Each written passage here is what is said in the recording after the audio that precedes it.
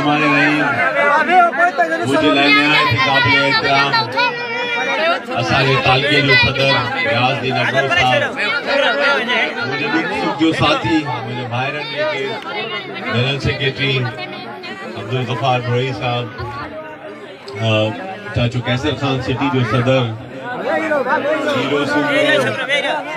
राजन साहब, सभई भाइर इन वार्ड जा दोस्त अजीज, इन शहर जा मोतबरीन, इन वार्ड सां वाबस्ता गुलहसन मीर जग साहब, असांजे मरहूम अनवर खान जा फर्जंद, असांजो चाचो रहमत अली, सभई भाइर हिते वेठा आहियो। अस्सलाम वालेकुम। जिए भुट्टो। सबका पहिरीं त न्याय थो रायतो आहियां मां सभिनि भाइरनि जो सभिनि मुंहिंजो हिन महिल इंतज़ारु कयो, शहर में वर्क कंदा पिया आयासीं। जीअं ते रियाज़ ॿुधायो त कम हमेशह पाकिस्तान पीपल्स पार्टी कयो आहे, ॿी कंहिं पार्टी हिते को हिन वार्ड नंबर 10 हुजे, इन में जेतिरा भी कम थिया आहिनि उहे पीपल्स पार्टी कया। मां तव्हांखे चवां त ॿियो को माण्हू हुजे त मां ॿुधायां त कंहिं सिर रखी हुजे त मूंखे ॾेखारे त सही जेका सिर रखी वियो आहे।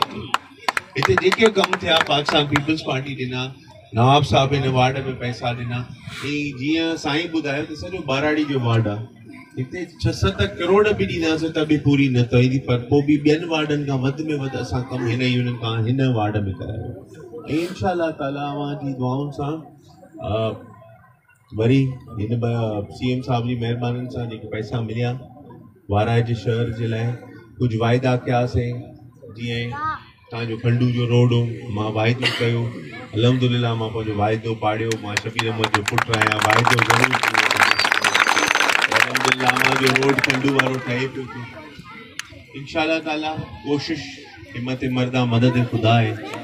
ऐं हाणे बि 50 लाख रुपयो हमारे वार्ड से ॿियो रखूं था, पर कोशिश कंदासीं इंशाअल्लाह ॿियनि खे 50 ॾिनोसीं त तव्हांखे 60-70 करे ॾींदासीं। अवांजे वार्ड में वधि में वधि कमु कराईंदासीं।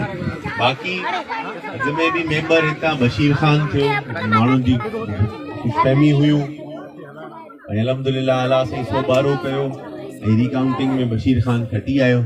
हाणे बि इंशाअल्लाह बशीर खान खटंदो। ऐं अवां सभिनि जी महिरबानी, उहे सभु अवां गॾिजी हिनखे वोट कंदव।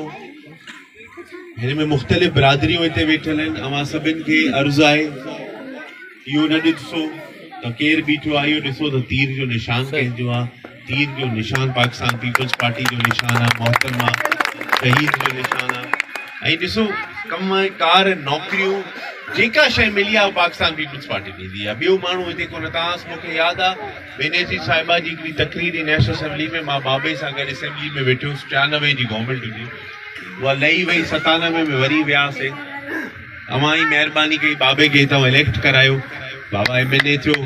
असां हुते वेठा हुआसीं त हुते तकरीर में बेनज़ीर साहिबा जे मथां हिकिड़ो केस ठाहियो त तव्हां हद खां वधीक नौकरियूं सिंधियुनि खे ॾिनियूं। त बीबी हुते तकरीर में चयो त भली मूंखे जेल वञिणो पए त मां जेल बि वेंदुसि, पर मां पंहिंजे भाइरनि खे रोज़गार ज़रूरु।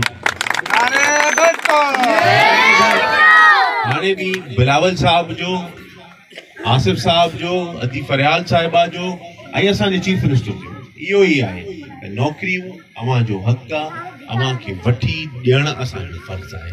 ऐं इंशाअल्लाह ताला वरी भी जेको भी मिलंदो अवां खे साम्हूं पेश कंदासीं।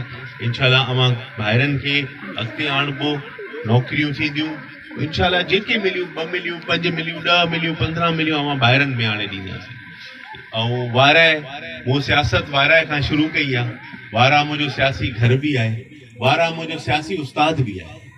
हू वारा मां सियासत सिखी बि आहे। ऐं मां चवंदा आहिनि, माण्हू चवंदा आहिनि वारा जा माण्हू जंहिंखे एक्सेप्ट कनि था न त उहो वॾो ख़ुशनसीब आहे। मां शुक्रगुज़ार आहियां पंहिंजे अलाह जो, पंहिंजे रब जो, त वारा जे माण्हुनि वधि में वधि मूंखे वोट कयो।